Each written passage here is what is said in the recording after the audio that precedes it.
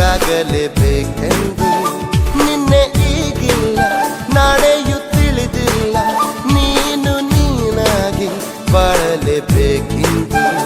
ಹಸಿರಾಗಿದೆ ದೀಪವು ನಿನಗಾಗಿ, ನಸು ನಗುತ್ತಲೇ ಸಾಗು ನಿ ಗೆಲುವಾಗಿ.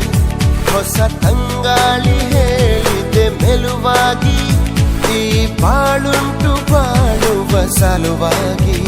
ಕಿವಿ ಮಾತೊಂದು ಹೇಳಲೆ ನಾನಿಂದು, ದಾರಿ ನಿಂತಾಗ ಸಾಗಲೇಬೇಕೆಂದು.